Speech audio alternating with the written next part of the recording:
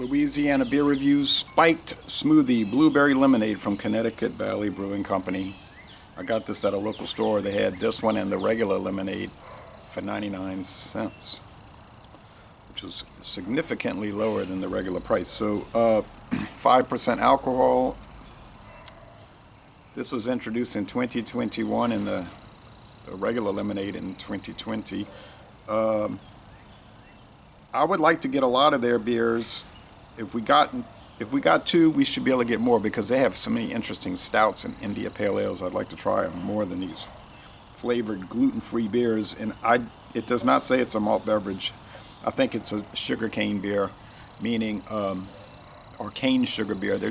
You can use a substitute for malt to make beer. Okay, then it's not a malt beverage, and you don't have to add hops. I was saying that in the previous video. One of the substitutes for beer, barley malt, is sugar, beets, carrots. There's a whole long list of, I don't know about potatoes, but crazy things like you would never expect that the U.S. government would say, yes, you can make beer from that. Okay. It's got a great date. All right. I don't know why they discounted it. Maybe that store manager got sick of looking at them and nobody was buying them, so figured just cut his losses and get rid of it. A local store manager told me, I did not ask for this information, he just approached me and said, man, craft beer is doing terrible. Something along those lines. It's dead. He said he buys these different brands from around the United States. He puts them on the shelf, and that's where they stay, on the shelf. And then he pointed at this big pallet of Miller Lite. Might have been Coors Light.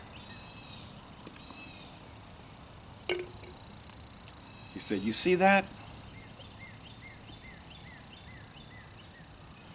He said, that's where our beer profits come from. He said, we don't sell that, we don't have craft beer.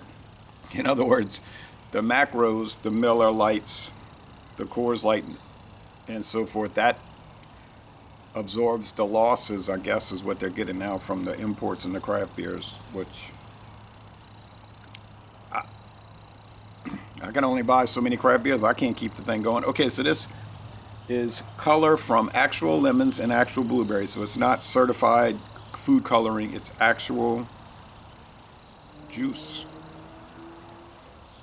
Okay, so blueberries, their skin is bluish purple, right? But if the juice is, more like red. Okay, purplish red. All right. Do they add sugar? Yeah, I think they said they use real sugar. All right, so let's go with the aroma. The aroma. Yeah, smells like blueberry lemonade. Are spiked lemonades very popular these days? They seem to be. And lemonade is very sugary, so spiked iced tea is very popular. I see bubble action at the top of this. You can't see through it, so it's opaque, except at the bottom it's translucent, but I can see it's like a little boiling at the top from the bubble action in the center. Let's go with the taste.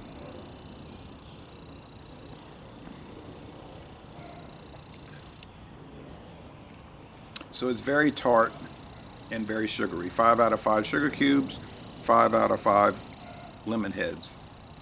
But then lemonade is supposed to be very sugary and very tart, so it's perfectly done. Bitterness? Nah, there's none, because I don't think it contains any hops. There would be nothing to bitter it. And I know malt beverages legally must contain hops, but I think a lot of those malt beverages you get, they're filtered down. Well, they say that on the Cayman Jack website. They filter them down in a manner to where they basically removes the hops. They're required to use hops in the brewing process, but then they process it in such a way that the hops are not present. So why are they doing that? Well, they didn't really want the hops in the first place, but legally they had to do it. So they might be using the most, be using the least bitter hops available. And anyway, why they have such a regulation? My thinking is this regulation is in place to protect hop producers so that they still get their sales. I didn't say I agree with the regulation. I don't. I'm just saying I think that's why it's there. With a lot of these flavored malt beverages, or in this case, alternative beer flavored product, just like with the wheat beers, you pick up, or I do at least, a lot of tap water. There's no getting around it. It's just there. It's tap water. I'm not saying it's bad. I drink tap water. The local tap water here, the State Department of Environmental Quality rated the tap water in these towns, and this town got 100 out of 100 on the water quality. The next town up the river, well, the next two towns, because they get their water from the same water plant, they scored 103 out of 100. 103 over 100, bonus points. So I just drank the tap water, and I like it. Other people spend all kind of money on bottled water around here. Now, you might live in a town where it's necessary. Around here, I say, why y'all doing that, But they got this, like, fear factor that they don't want to drink tap water, like it's bad for them. Because maybe something that happened in Michigan 10 years ago. It's like a mania almost, and they'll use the bottled water to make coffee at work. But when I'm at work and nobody's around, I use tap water to make the coffee and nobody notices it. And they'll drink it. Oh, this is good coffee. And I'm like, yep.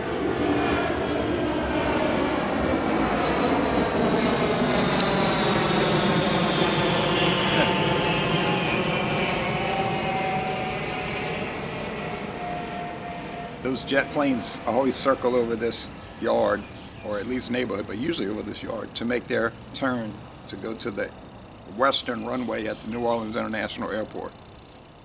So they might be coming from New York, and then they'll make that turn wherever they're coming from, make the U-turn.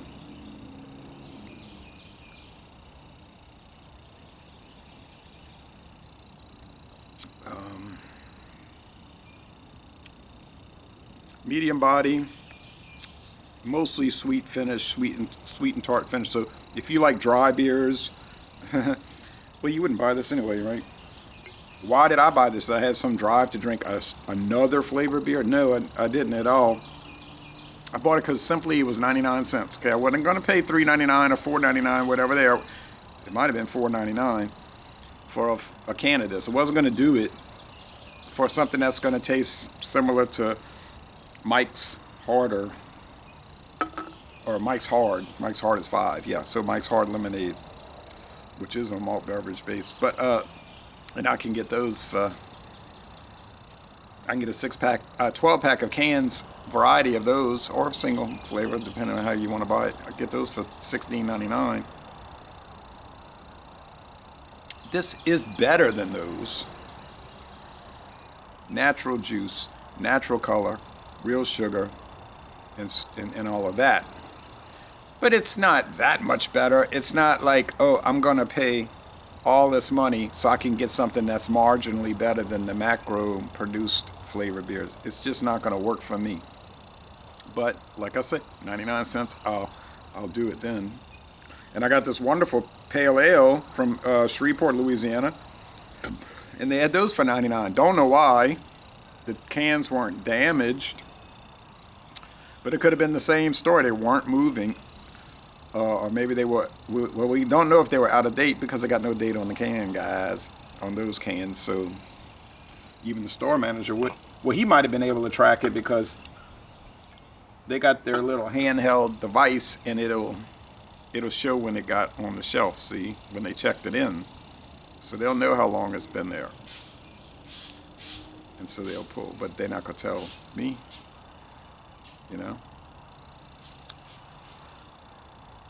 Very happy to report that one tasted fresh. It didn't taste old, and it didn't taste off at all, and it was wonderful. And this one is wonderful. So if you want to drink a flavored beer, barley based or substitute, up to you.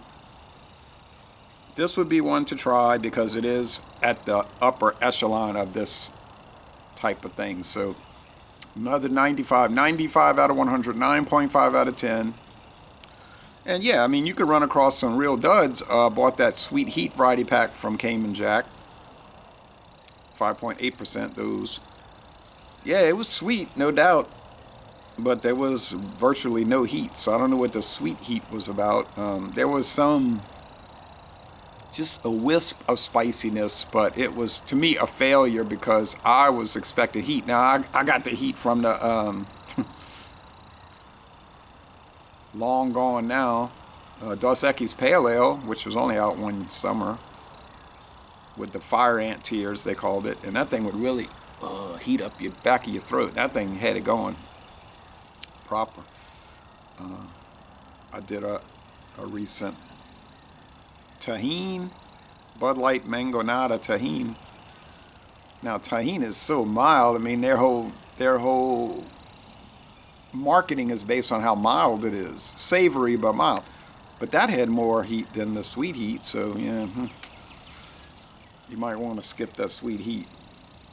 Not that they tasted bad; they all tasted very fine and nice, and but you know. Anyway, so Les Bon Temps Relais, a most excellent beer, and I'm going to end this review. Leaning forward too much. I'm going to end this review by saying y'all go to Connecticut, to South Windsor, Connecticut specifically, and take a brewery tour.